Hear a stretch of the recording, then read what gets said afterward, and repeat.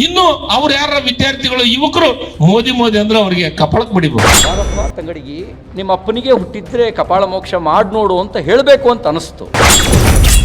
City ರವಿಗೆ ಚಳಿ ಬಿಡಿಸಿದ ಸಚಿವ ಶಿವರಾಜ್ ತಂಗಡಿಗೆ. ಸಿಟಿ ರವಿಯವರೇ, ನೀವು ಯಾರು ಹುಟ್ಟಿದ್ರಿ, ಏನು ಹುಟ್ಟಿದ್ರಿ ಅಂತ ನಾನು ಹೇಳ್ಬೋದಾಗಿತ್ತು. ಬಿಜೆಪಿಗರಿಗೆ ಎಲ್ಲೆಲ್ಲ ಉರಿ ಶುರುವಾಯ್ತಾ? ನಾವು ನಿಮಗೆ ಸತ್ಯವನ್ನ ಹೇಳಿದ್ರೆ ನಿಮಗೆ ಎಲ್ಲಿ ಬೇಕಲ್ಲೇ ಉರಿ ಬೀಳ್ತೈತಾ, ಮೆಣಸಿಕಾಯಿ ತಿಂದಂಗ ಆಗತ್ತಾ? ಎಲ್ಲಿ ಪ್ರತಿ ವರ್ಷ 2 ಕೋಟಿ ಉದ್ಯೋಗ ಅಂತೇಳಿ ಶಿವರಾಜ್ ತಂಗಡಿಗೆ ಪ್ರಶ್ನೆ. ಉದ್ಯೋಗ ಕೇಳಿದ್ರೆ ಪಕೋಡ ಮಾರಕ್ ಹೋಗಂದ್ರು, ಅಂದ್ರೆ ಬಜಿ ಮಾಡಕ್ ಹೋಗಂದ್ರು. ನಾಚಿಗೆ ಆಗ್ಬೇಕು. ಸಿಟಿ ರವಿ ಅವರಿಗೆ ಸಚಿವ ಶಿವರಾಜ್ ತಂಗಡಿಗೆ ಚಳಿ ಬಿಡಿಸಿದ್ದಾರೆ. ಇದ್ದಿದ್ದು ಇದ್ದಂಗೆ ಕೇಳಿದ್ರೆ ಬಿಜೆಪಿ ಅವರಿಗೆ ಎದ್ದು ಬಂದು ಎದೆಗೆ ಒದ್ದಂತಾಗಿದೆ ಅಂತೇಳಿ ಸಚಿವ ಶಿವರಾಜ್ ತಂಗಡಿಗೆ ವಾಗ್ದಾಳಿ ನಡೆಸಿದ್ದಾರೆ. ಅಷ್ಟೇ ಅಲ್ಲ, ಪ್ರತಿ ವರ್ಷ 2 ಕೋಟಿ ಉದ್ಯೋಗ ಸೃಷ್ಟಿ ಮಾಡ್ತೀವಿ ಅಂತೇಳಿ ಭರವಸೆ ಕೊಟ್ಟಿದ್ದ ಪ್ರಧಾನಿ ಮೋದಿ ಅವರು ಅದ್ಯಾಕೆ 10 ವರ್ಷ ಕಳೆದ್ರೂ ಈ ಭರವಸೆಯನ್ನ ಈಡೇರಿಸಿಲ್ಲ ಅಂತೇಳಿ ಖಡಕ್ ಪ್ರಶ್ನೆ ಕೇಳಿದ್ದಾರೆ. ಯುವಕರು ಉದ್ಯೋಗ ಕೇಳಿದ್ರೆ ಪಕೋಡ ಮಾರಿ ಅಂತ ಹೇಳೋದು ಎಷ್ಟು ಸರಿ ಅಂತೇಳಿ ಶಿವರಾಜ್ ತಂಗಡಿಗೆ ರೊಚ್ಚಿಗೆದ್ದಿದ್ದಾರೆ. ಹಾಗಾದ್ರೆ ಏನಿದು ಶಿವರಾಜ್ ತಂಗಡಿಗೆ ಮತ್ತು ಸಿಟಿ ರವಿ ನಡುವಿನ ಮಾತಿನ ಮಲ್ಲಯುದ್ಧ ಅಂದ್ರ? ಆದ್ರೆ ಅದಕ್ಕಿಂತ ಮೊದಲು ನಮ್ಮ ಚಾನೆಲ್ ಅನ್ನು ಸಬ್ಸ್ಕ್ರೈಬ್ ಮಾಡ್ಕೊಳ್ಳಿ, ಹಾಗೇನೆ ಪಕ್ಕದಲ್ಲಿರೋ ಬೆಲ್ ಬಟನ್ ಅನ್ನು ಪ್ರೆಸ್ ಮಾಡಿ. ಉದ್ಯೋಗ ಕೇಳಿದ್ರೆ ಪಕೋಡ ಮಾರಕ್ ಹೋಗಂದ್ರು, ಅಂದ್ರೆ ಬಜಿ ಮಾಡಕ್ ಹೋಗಂದ್ರು. ನಾಚಿಗೆ ಆಗ್ಬೇಕು. ಇನ್ನು ಅವ್ರು ಯಾರ ವಿದ್ಯಾರ್ಥಿಗಳು ಯುವಕರು ಮೋದಿ ಮೋದಿ ಅಂದ್ರೆ ಅವ್ರಿಗೆ ಕಪಾಳಕ್ಕೆ ಬಡಿಬೇಕು. ನಾಚಿಗೆ ಬರ್ಬೇಕ್ರಿ. ಇದು ಸಣ್ಣ ಕೆಲ್ಸನಾ? ಒಂದು ಮಾತು, ಈ ಒಂದೇ ಒಂದು ಮಾತು ಬಿಜೆಪಿ ಪಾಳೆಯದಲ್ಲಿ ಅಲ್ಲೋಲ ಕಲ್ಲೋಲವನ್ನೇ ಸೃಷ್ಟಿ ಮಾಡಿದೆ.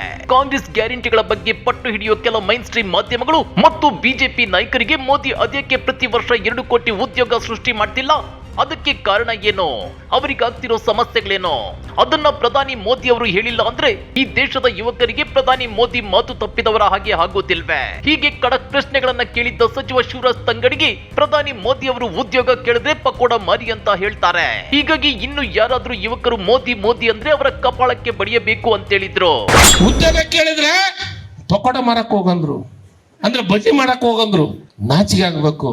ಇನ್ನು ಅವ್ರು ಯಾರ ವಿದ್ಯಾರ್ಥಿಗಳು ಯುವಕರು ಮೋದಿ ಮೋದಿ ಅಂದ್ರೆ ಅವ್ರಿಗೆ ಕಪಾಳಕ್ಕೆ ಬಡಿಬೇಕು. ನಾಚಿಗೆ ಬರ್ಬೇಕ್ರಿ. ಇದು ಸಣ್ಣ ಕೆಲ್ಸನಾ? 2 ಕೋಟಿ ಉದ್ಯೋಗ 1 ವರ್ಷಕ್ಕೆ ಕೊಡ್ತೀನಿ ಅಂದು 10 ವರ್ಷದೊಳಗೆ ಇವತ್ತು ನನಗನ್ಸಿದ ಮಟ್ಟಿಗೆ 20 ಕೋಟಿ ಉದ್ಯೋಗ ಆಗ್ಬೇಕಾಗಿತ್ತು ಮಕ್ಕಳಿಗೆ, ಯುವಕರು. ಹೀಗೆ ಯುವಕರು ಇನ್ನು ಮೋದಿ ಮೋದಿ ಎಂದು ಘೋಷಣೆ ಕೂಗಿದ್ರೆ ಅವರ ಕಪಾಳಕ್ಕೆ ಹೊಡೆಯಿರಿ ಅಂತೇಳಿದ್ದ ಸಚಿವ ಶಿವರಾಜ್ ತಂಗಡಿಗೆ ವಿರುದ್ಧ ಬಿಜೆಪಿ ನಾಯಕರು ರೊಚ್ಚಿಗೆದ್ದಿದ್ದಾರೆ. ಸಾಲ್ದು ಅಂತೇಳಿ ಶಿವರಾಜ್ ತಂಗಡಿಗೆ ವಿರುದ್ಧ ಕೊಪ್ಪಳ ಜಿಲ್ಲೆಯ ಕರಟಗಿ ಪೊಲೀಸ್ ಠಾಣೆಯಲ್ಲಿ ದೂರು ದಾಖಲಿಸಿದ್ದಾರೆ. ಈ ನಡುವೆ ತಮ್ಮ ಹೇಳಿಕೆಯನ್ನ ಶಿವರಾಜ್ ತಂಗಡಿಗೆ ಸಮರ್ಥಿಸಿಕೊಂಡಿದ್ದಾರೆ. ಉತ್ತರ ಕರ್ನಾಟಕ ಭಾಷೆಯಲ್ಲಿ ನಾನು ಭಾಷಣ ಮಾಡಿದ್ದೆ, ಬಿಜೆಪಿಯವರು ಯುವಕರ ದಾರಿ ತಪ್ಪಿಸುತ್ತಿದ್ದಾರೆ ಅಂತ ಹೇಳಿದ್ದೆ ಅಂತ ಹೇಳಿದ್ದಾರೆ. ಇದಕ್ಕೆ ಮಾಜಿ ಶಾಸಕ ಕಳೆದ ವಿಧಾನಸಭಾ ಚುನಾವಣೆಯಲ್ಲಿ ಹೀನಾಯವಾಗಿ ಸೋತು ಸುಣ್ಣವಾಗಿದ್ದ ಸಿಟಿ ರವಿ ಕೊಟ್ಟ ತಿರುಗೇಟು ಹೇಗಿತ್ತು ನೋಡಿ. ನನ್ನ ಮನಸ್ಸಿಗೆ ಅನಿಸ್ತು, ಬಾರಪ್ಪ ತಂಗಡಿಗಿ, ನಿಮ್ಮ ಅಪ್ಪನಿಗೆ ಹುಟ್ಟಿದ್ರೆ ಕಪಾಳ ಮೋಕ್ಷ ಮಾಡಿ ನೋಡು ಅಂತ ಹೇಳಬೇಕು ಅಂತ ಅನಿಸ್ತು. ಮತ್ತು ನನಗೆ ಅವ್ರ ಲೆವೆಲಿಗೆ ಇಳಿಬಾರ್ದು ಅಂತ ಆ ಮಾತು ಹೇಳ್ತಿಲ್ಲ. ಆದರೆ ಪ್ರಜಾಪ್ರಭುತ್ವದಲ್ಲಿ ಕಪಾಳ ಮೋಕ್ಷ ಮಾಡಿ ಅಂತ ಹೇಳುವಂಥ ಒಬ್ಬ ಸಚಿವಾಗಿರೋದೇ ದುರಂತ, ಒಬ್ಬ ವ್ಯಕ್ತಿ ಸಚಿವಾಗಿರೋದೇ ದುರಂತ. ಅದರಲ್ಲೂ ಕನ್ನಡ ಸಂಸ್ಕೃತಿ ಇಲಾಖೆಯ ಸಚಿವ ಆಗಿರ್ತಕ್ಕಂಥದ್ದು ಕನ್ನಡಕ್ಕೆ ಮತ್ತು ಈ ನಾಡಿನ ಸಂಸ್ಕೃತಿಗೆ ಮಾಡುವ ಅಪಮಾನ ಆಗುತ್ತೆ. ಮಾನ್ಯ ಮುಖ್ಯಮಂತ್ರಿಗಳೇ, ತಮ್ಮ ಹತ್ರ ಏನಾದರೂ ಇನ್ನೂ ಕನ್ನಡ ಮತ್ತು ಸಂಸ್ಕೃತಿಯ ಬಗ್ಗೆ ಕಾಳಜಿ ಇದ್ದರೆ ಇಂಥ ಸಚಿವರನ್ನು ಯೋಗ್ಯರು ಯಾರೂ ಇಟ್ಕೊಳ್ಳಲ್ಲ. ಯಾರು ಯೋಗ್ಯ ಮುಖ್ಯಮಂತ್ರಿ ಇದ್ದಾರೆ ಅವ್ರು ಯಾರು ಇಂಥ ಸಚಿವರನ್ನ ಇಟ್ಕೊಳ್ಳಲ್ಲ.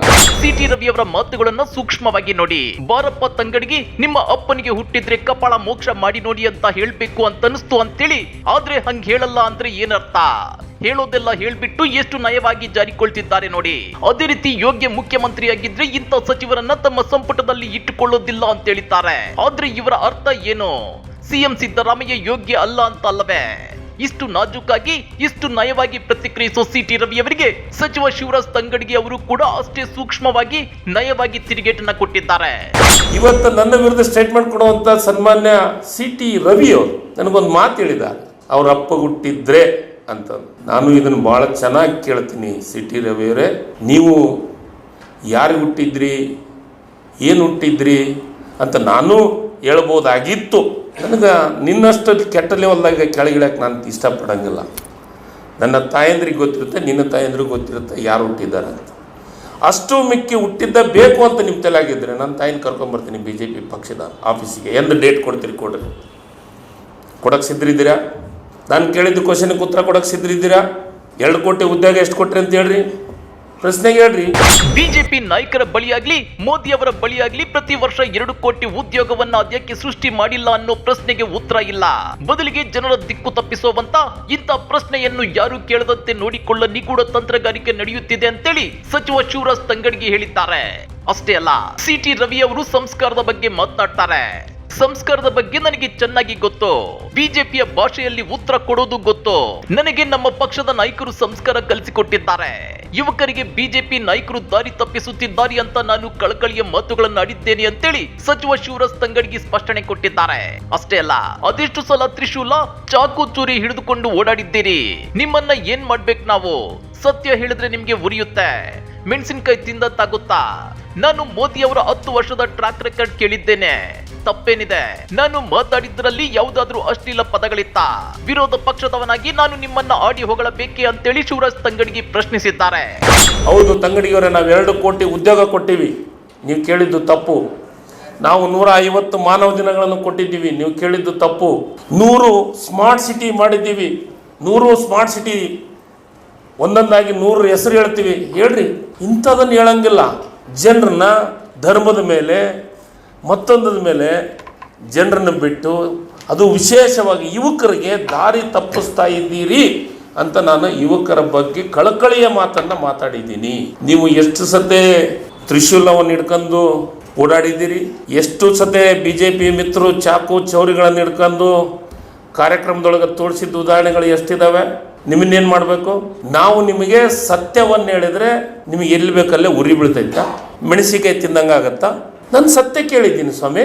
10 ವರ್ಷದೊಳಗೆ ನಿಮ್ಮ ಟ್ರ್ಯಾಕ್ ರಿಪೋರ್ಟ್ ಕೊಡಿ. ನಾನು ಹೇಳಿದ್ರೆ ತಪ್ಪೇನಿದೆ? 2 ಕೋಟಿ ಉದ್ಯೋಗ ಕೊಟ್ಟಿಲ್ಲ ಅಂತ ಯುವಕರನ್ನ ಬೀದಿಗೆ ತರಿಸುವಂಥ ಕೆಲಸವನ್ನು ಮಾಡ್ತಾ ಇದ್ದೀರಿ. ಮೋದಿ ಅಂತ ಹೇಳ್ತಾ ಇದ್ದಾರೆ, ಯುವಕರಿಗೆ ದಾರಿ ತಪ್ಪಿಸ್ತಾ ಇದ್ದಾರೆ. ಇಷ್ಟಕ್ಕೆ ನಿಲ್ಲದ ಶಿವರಾಜ್ ತಂಗಡಗಿ, ನಾನು ಯಾವ ಕೆಟ್ಟ ಪದ ಬಳಕೆ ಮಾಡಿದ್ದೇನೆ ಹೇಳಿ? ಉದ್ಯೋಗ ಕೊಡೋದರ ಬಗ್ಗೆ ಮಾತ್ರ ಬಿಜೆಪಿ ಉತ್ತರ ಕೊಡಲಿ ನೋಡೋಣ. ನಾನು ಮಾಡಿದ ಭಾಷಣ ಇನ್ನೊಮ್ಮೆ ಕೇಳಿ ಉತ್ತರ ಕೊಡ್ಲಿ. ಭದ್ರಾ ಮೇಲ್ದಂಡೆ ಯೋಜನೆಗೆ 5300 ಕೋಟಿ ರೂಪಾಯಿ ರಾಷ್ಟ್ರೀಯ ಯೋಜನೆ ಅಂತ ಘೋಷಣೆ ಮಾಡಿದ್ದಾರೆ. ಆ ಹಣವನ್ನ ಇದುವರೆಗೂ ಬಿಡುಗಡೆ ಮಾಡಿದ್ದಾರಾ? ಇದಕ್ಕೆ ಪ್ರಹ್ಲಾದ್ ಜೋಶಿ, ಬಸವರಾಜ ಬೊಮ್ಮಾಯಿ, ಸಿಟಿ ರವಿ ಉತ್ತರ ಕೊಡ್ಲಿ. ನಾವು ಉತ್ತರ ಕರ್ನಾಟಕದವರು, ನಮಗೆ ಪುಸ್ತಕದ ಕನ್ನಡ ಮಾತನಾಡಲು ಬರೋದಿಲ್ಲ. ನಮ್ಮ ಭಾಷೆ ಹೊರಟು ಬಿಜೆಪಿಯ ಸಂಸ್ಕಾರ ಏನು ಅಂತ ನಮಗೂ ಗೊತ್ತಿದೆ. ಅವರಿಂದ ಕಲಿಯಬೇಕಾಗಿಲ್ಲ ಅಂತೇಳಿ ಶಿವರಾಜ್ ತಂಗಡಗಿ ತಿರುಗೇಟನ್ನ ಕೊಟ್ಟಿದ್ದಾರೆ.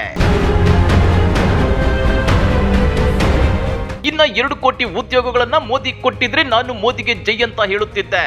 ಸಂವಿಧಾನದ ಬಗ್ಗೆ ಗೌರವವೇ ಇಲ್ಲದವರು ನಿಮ್ಮ ಬಗ್ಗೆ ಮಾತನಾಡಿದ್ದಾರೆ. ಜನ ಪಾಠ ಕಲಿಸ್ತಾರೆ ಅಂತ ಬಸವರಾಜ ಬೊಮ್ಮಾಯಿ ಹೇಳಿದ್ದಾರೆ. ಹೌದು, ಜನ ಪಾಠ ಕಲಿಸಿದ್ದಕ್ಕೆ ನಿಮಗೆ 65 ಸೀಟ್ ಬಂದಿತ್ತು, ನಮಗೆ 135 ಸ್ಥಾನಗಳು ಬಂದಿವೆ ಅಂತೇಳಿ ಶಿವರಾಜ್ ತಂಗಡಗಿ ಕುಟುಕಿದ್ದಾರೆ. ಉತ್ತರ ಕರ್ನಾಟಕ ಭಾಷೆಯೊಳಗೆ ನಾನು ಭಾಷಣ ಮಾಡಿದ್ದೆ, ಸಹಜವಾದ ಮಾತುಗಳು ಬಂದಿವೆ.